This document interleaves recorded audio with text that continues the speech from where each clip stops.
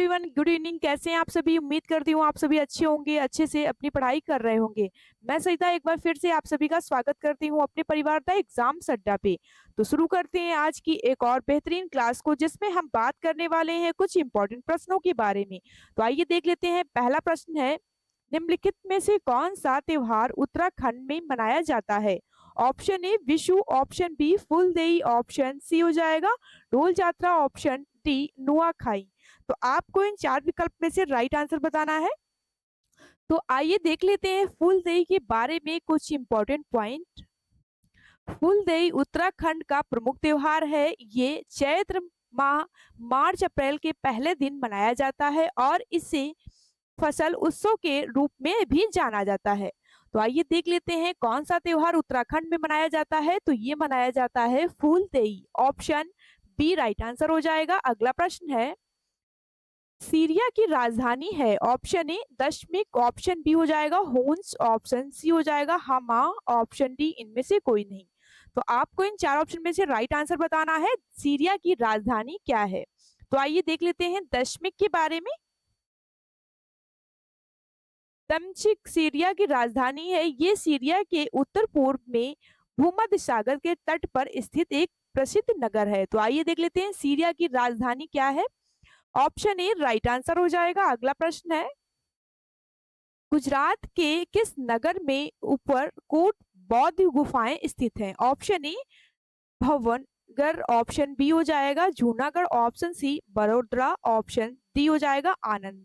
तो आपको इन चार ऑप्शन में से राइट आंसर बताना है। गुजरात के किस नगर में ऊपरकोट बौद्ध गुफाएं स्थित हैं? तो आइए देख लेते हैं गुजरात के बारे में कुछ फैक्ट। गुजरात के जूनागढ़ में ऊपरकोट किला स्थित है। भारत में कुछ प्रसिद्ध किले गुजरात और महाराष्ट्र में बनाए गए हैं, जैसे अजंता गुफा, और देख लेते हैं एलोरा गुफा, कन्हेरी गुफा आदि। तो आइए देख लेते हैं राइट आंसर हमारा हो जाएगा option B Junagadh. Option B वाले बच्चे बिल्कुल करेक्ट हो जाएंगे। अगला प्रश्न है हमारा, निम्न में से कौन सा देश सार्क संगठन का सदस्य नहीं है? Option A Pakistan, option B Nepal, option C Bhutan, option D हो जाएगा चीन। तो आपको इन चार विकल्प में से राइट आंसर बताना है। कौन सा देश सार्क संगठन का सदस्य नहीं है? तो आइए देख लेते हैं सार्क संगठन के बारे में कुछ इंपॉर्टेंट पॉइंट। सार्क दक्षिण एशियाई क्षेत्रीय सहयोग संघ के सदस्य देश हैं। भारत, पाकिस्तान, भूटान, नेपाल, बांग्लादेश, अफगानिस्तान, मालदीव और श्रीलंका। और सार्क संगठन की स्थापना हुई थी 8 दिसंबर 1985 ढाका में हुई थी। और इसका मुख्यालय कहाँ स्थित है? तो ये स्थित है काठमांडू, नेपाल में। तो आइए देख लेते हैं कौन सा देश सार्क संगठन का सदस्य नहीं है। तो ये हो जाएगा चीन। ऑप्शन डी राइट आंसर हो जाएगा। नेक्स्ट, भारत ने जीएसटी के दोहरे मॉडल को किस देश से चुना है? Option A America, option B Canada, option C Japan, option D हो जाएगा यूके। तो आपको इन चार ऑप्शन में से राइट आंसर बताना है। जीएसटी के दोहरे मॉडल को किस देश से चुना गया है? तो आइए देख लेते हैं। भारत ने जीएसटी के दोहरे मॉडल को अपनाया है, जो कनाडा के रूप में किया गया है। तो आइए देख लेते हैं राइट आंसर हमारा हो जाएगा जीएसटी के दोहरे मॉडल को कनाडा देश चुना गया है। ऑप्शन बी राइट आंसर हो जाएगा। अगला प्रश्न है, विजयनगर साम्राज्य की राजधानी थी। Option A Hampi, option B Kashi, option C हो जाएगा मगध, ऑप्शन डी कल्याणी। तो आपको इन चार ऑप्शन में से राइट आंसर बताना है। तो आइए देख लेते हैं विजय साम्राज्य के बारे में। विजयनगर साम्राज्य की राजधानी हम्पी थी। विजयनगर साम्राज्य की स्थापना कब हुई थी? तो ये हुई थी 1336 ईस्वी में हरिहर तथा बुक्का भाइयों द्वारा की गई थी। तो आइए देख लेते हैं राइट आंसर हमारा हो जाएगा हम्पी विजयनगर साम्राज्य की राजधानी है। ऑप्शन ए राइट आंसर हो जाएगा। अगला प्रश्न है, गांधी इरविन समझौता किस वर्ष हुआ था? ऑप्शन ए 1928 में, ऑप्शन बी 1931 में, ऑप्शन सी हो जाएगा 1935 में, ऑप्शन डी 1929 में। तो आपको इन चार ऑप्शन में से राइट आंसर बताना है। गांधी इरविन समझौता किस वर्ष हुआ था? तो आइए देख लेते हैं गांधी इरविन समझौते के बारे में कुछ इंपॉर्टेंट पॉइंट। गांधी इरविन समझौता 5 मार्च 1931 को हुआ था। इस समझौते में सरोजिनी नायडू ने महात्मा गांधी का प्रतिनिधित्व किया था। तो आइए देख लेते हैं किस वर्ष हुआ था। तो ये हुआ था 1931। ऑप्शन बी राइट आंसर हो जाएगा।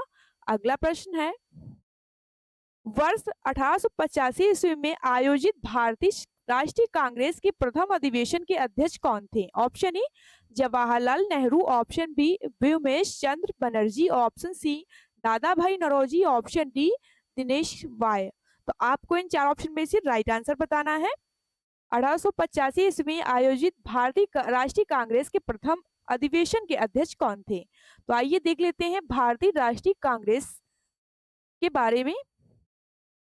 भारतीय राष्ट्रीय कांग्रेस के प्रथम अधिवेशन के बारे में देखते हैं। तो इसके अध्यक्ष थे व्योमेश चंद्र बनर्जी थे और भारतीय राष्ट्रीय कांग्रेस का प्रथम अधिवेशन 28 दिसंबर 1885 को बंबई में हुआ था। इस अधिवेशन में 72 प्रतिनिधियों ने भाग लिया था।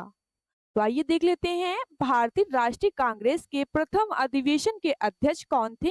तो ये थे Vyomesh Chandra Banerjee. Option B right answer हो जाएगा। अगला प्रश्न है हमारा, नवंबर 1949 को अंगीकृत भारतीय संविधान में रूप प्रस्तुत कुल 395 अनुच्छेद 22 भाग तथा अनुसूचियां थी। Option A 6, option B 8, option C 10, option D हो जाएगा 7। तो आपको इन चार ऑप्शन में से राइट आंसर बताना है। तो आइए देख लेते हैं इसके बारे में कुछ फैक्ट। भारतीय मूल संविधान के रूप में प्रस्तुत कुल 395 अनुच्छेद 22 भाग तथा 8 अनुसूचियां थीं। वर्तमान में भारत के संविधान में 12 अनुसूचियां हैं। तो आइए देख लेते हैं राइट आंसर हमारा हो जाएगा ऑप्शन बी 8। तो चलते हैं अगले प्रश्न की ओर। अगला प्रश्न है हमारा, भारत के सर्वोच्च न्यायालय का उद्घाटन को किया गया था। ऑप्शन ए हो जाएगा 26 जनवरी 1950, ऑप्शन बी 30 जनवरी 1950, ऑप्शन सी 28 जनवरी 1950, ऑप्शन डी इनमें से कोई नहीं। तो आपको इन चार ऑप्शन में से राइट आंसर बताना है। भारत के सर्वोच्च न्यायालय का उद्घाटन कब किया गया था? तो आइए देख लेते हैं इसके बारे में कुछ इंपॉर्टेंट पॉइंट। भारत के संविधान के अनुच्छेद 124 के अंतर्गत सर्वोच्च न्यायालय की स्थापना की गई। सर्वोच्च न्यायालय के न्यायाधीश 65 वर्ष तक अपने पद पर बन रह सकते। और देख लेते हैं भारत के सर्वोच्च न्यायालय का उद्घाटन कब किया गया था? तो ये किया गया था 28 जनवरी 1950 को। ऑप्शन सी राइट आंसर हो जाएगा। अगला प्रश्न है, निम्नलिखित में से कौन सा रोग कवक के कारण होता है? Option A typhoid, option B हैजा, ऑप्शन सी दाद, ऑप्शन डी हो जाएगा कोविड। तो आपको इन चार ऑप्शन में से राइट आंसर बताना है कौन सा रोग कवक के कारण होता है। तो आइए देख लेते हैं दाद के बारे में। दाद, एथली फूट आदि रोग कवक जनित बीमारियां हैं, जबकि हेमोफिलिया, टाइफाइड, प्लेग, पीलिया आदि जीवाणु जनित बीमारियां हैं। तो आइए देख लेते हैं कवक के कारण कौन सा रोग होता है। तो ये होता है दाद। ऑप्शन सी वाले बच्चे बिल्कुल करेक्ट हो जाएंगे। तो चलते हैं हम अगले प्रश्न की ओर। अगला प्रश्न है हमारा, निम्नलिखित भारत की नदियों में से कौन सी नदी कर्क रेखा को 2 बार काटती है? ऑप्शन ए हमारा हो जाएगा माही नदी, ऑप्शन बी नर्मदा नदी, ऑप्शन सी चंबल नदी, ऑप्शन डी इनमें से कोई नहीं। तो आपको इन चार ऑप्शन में से राइट आंसर बताना है कौन सी नदियां कर्क रेखा को 2 बार काटती हैं। तो आइए देख लेते हैं हम पहले माही नदी के बारे में कुछ इंपॉर्टेंट पॉइंट। माही नदी का उद्गम स्थल मध्य प्रदेश में होता है। माही नदी खंपात की खाड़ी अरब सागर में गिरती है। तो आइए देख लेते हैं कौन सी नदी कर्क रेखा को 2 बार काटती है। तो ये हो जाएगी माही नदी। ऑप्शन ए राइट आंसर हो जाएगा। अगला प्रश्न है, निम्नलिखित में से कौन सा एक नेपाल के पड़ोसी भारतीय राज्यों का युग्म है?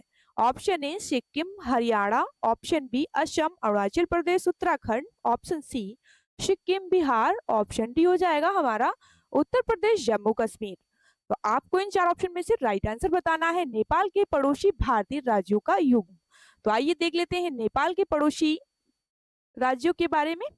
नेपाल के देश के साथ भारत ले 5 राज्य अपनी सीमा बनाते हैं, जैसे उत्तर प्रदेश, उत्तराखंड, सिक्किम, बिहार और पश्चिम बंगाल। तो आइए देख लेते हैं, राइट आंसर हमारा हो जाएगा option C, Sikkim, Bihar. Option C वाले बच्चे बिल्कुल करेक्ट हो जाएंगे। अगला प्रश्न है, निम्नलिखित विकल्पों में से कौन सा एक सम्मिलित नहीं है? Option A Nathula Arunachal Pradesh, option B हो जाएगा रोहतांग दर्रा हिमाचल प्रदेश, ऑप्शन सी लिपुलेख दर्रा उत्तराखंड, ऑप्शन डी पालघाट दर्रा केरल। तो आपको इन चार ऑप्शन में से राइट आंसर बताना है। तो आइए देख लेते हैं कौन सा एक सही सम्मिलित नहीं है। तो ये हमारा हो जाएगा नाथुला, जो कि सिक्किम में स्थित है, सिक्किम राज्य में स्थित है नाथुला दर्रा। अगला प्रश्न है, बुद्ध जी निम्न में से किस स्थान पर ज्ञान की प्राप्ति हुई थी? ऑप्शन ए हो जाएगा Kushinagar, option B Sarnath, option C Lumbini, option D हो जाएगा बोध गया।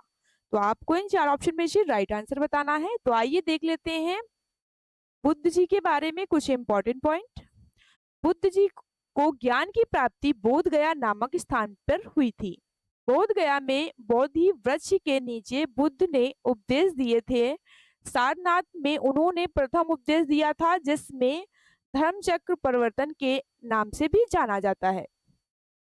तो आइए देख लेते हैं बुद्ध जी निम्न में से किस स्थान पर ज्ञान की प्राप्ति की थी? तो ये की थी बोध गया में। ऑप्शन डी राइट आंसर हो जाएगा। अगला प्रश्न है, विटामिन के का रासायनिक नाम क्या है? Option A ascorbic acid, option B phylloquinone, option C हो जाएगा रेटिनॉल, ऑप्शन डी थायमीन।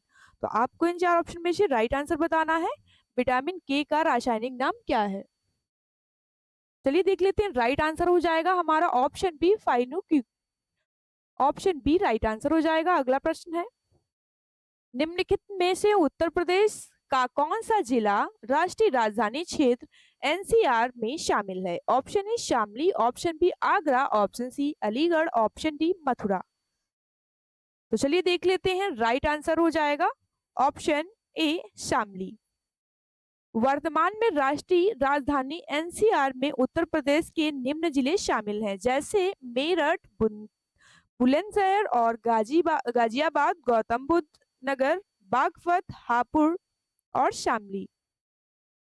तो चलते हैं अगले प्रश्न की ओर। अगला प्रश्न है, सावित्री महादेवी वर्मा का जन्म निम्न में से किस शहर में हुआ था? Option A Azamgarh, option B Kannauj, option C Chitrakoot, option D हो जाएगा फर्रुखाबाद।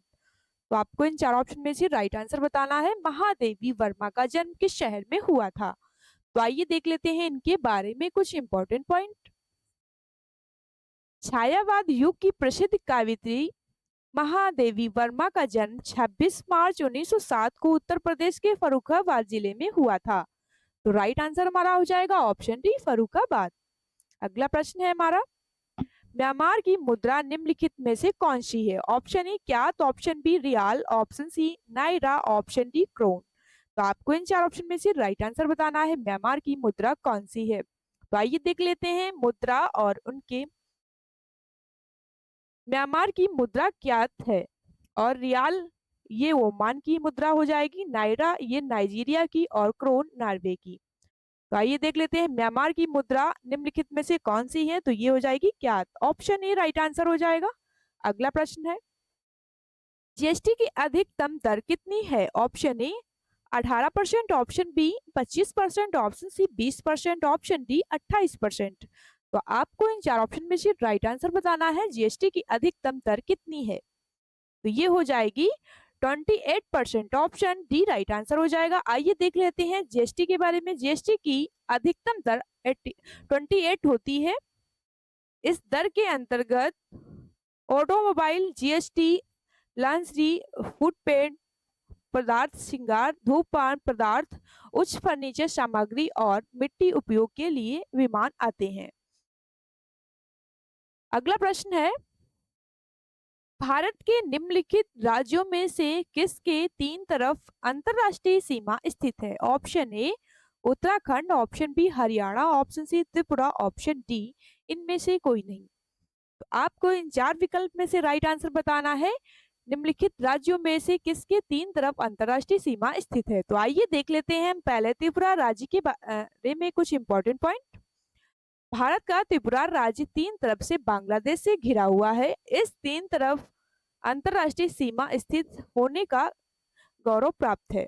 तो आइए देख लेते हैं, राइट आंसर हमारा हो जाएगा ऑप्शन सी त्रिपुरा। त्रिपुरा बांग्लादेश से घिरा हुआ है। अगला प्रश्न है, भारत की निम्नलिखित में से कौन सी पर्वत श्रेणी केवल एक ही राज्य में स्थित है? Option A Aravalli, option B Satpura, option C Sahyadri, option D Ajanta. तो आपको इन चार ऑप्शन में से राइट आंसर बताना है, कौन सी पर्वत श्रेणी केवल एक ही राज्य में स्थित है। तो आइए देख लेते हैं अजंता के बारे में कुछ इंपॉर्टेंट पॉइंट। अजंता पर्वत श्रेणी भारत के महाराष्ट्र राज्य में स्थित है। ये रांची और गंगा नदी के बीच फैली हुई है। इसका विस्तार ढलानों से पठार के अंतर्गत शामिल दक्कन ट्रैम पठारी क्षेत्र में होता है।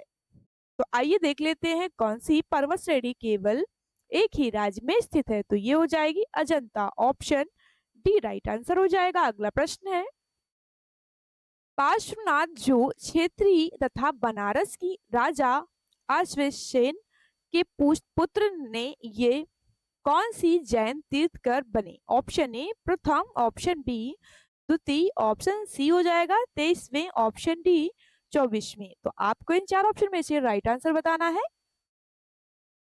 जैन धर्म के प्रथम तीर्थकर ऋषभ देव थे। जैन धर्म के द्वितीय तीर्थकर अजीत नाथ थे। जैन धर्म के 24वें महावीर स्वामी थे। तो आइए देख लेते हैं, राइट आंसर हमारा हो जाएगा ऑप्शन सी 23वें। अगला प्रश्न है, इस घटना के बाद महात्मा गांधी ने फरवरी 1922 ईस्वी में असहयोग आंदोलन वापस लिया था? ऑप्शन ए जलियांवाला बाग जनसंहार, ऑप्शन बी चोरी चोरा घटना, option C Kakori train action, option D इनमें से कोई नहीं। तो आपको इन चार ऑप्शन में से राइट आंसर बताना है। महात्मा गांधी ने फरवरी वर्ष 1922 ईस्वी में असहयोग आंदोलन वापस लिया था। तो आइए देख लेते हैं इसके बारे में कुछ इंपॉर्टेंट पॉइंट। महात्मा गांधी द्वारा असहयोग आंदोलन वापस लेने का कारण चोरी चोरा घटना 4 से 5 फरवरी 1922 को तत्कालीन संयुक्त प्रांत के गोरखपुर जनपद में घटित हुई। तो आइए देख लेते हैं, राइट आंसर हमारा हो जाएगा ऑप्शन बी चोरी चोरा घटना। अगला प्रश्न है, मानव रक्त का पीएच मान कितना होता है? ऑप्शन ए 7.4, ऑप्शन बी हो जाएगा 10, ऑप्शन सी हो जाएगा 6.5, ऑप्शन डी 5.8। तो आपको इन चार ऑप्शन में से राइट आंसर बताना है। आइए देख लेते हैं मानव रक्त के बारे में कुछ फैक्ट। मानव रक्त का पीएच मान 7.35 से 7.45 के बीच होता है। ये क्षारीय प्राकृतिक का होता है। पीएच मान में गड़बड़ी शरीर की कार्यप्रणाली को प्रभावित कर सकती है। तो आइए देख लेते हैं मानव रक्त का पीएच मान कितना होता है। तो ये होता है 7.4%, ऑप्शन ए राइट आंसर हो जाएगा। क्लियर है यहाँ तक सारी चीजें? तो आज के सेशन को यहीं तक रखते हैं, मिलते हैं नेक्स्ट वीडियो में। इस क्लास का कल की क्लास को देखने से पहले एक बार रिवीजन जरूर कर लेना। तो मिलते हैं कल के सेशन में। Take care, bye bye.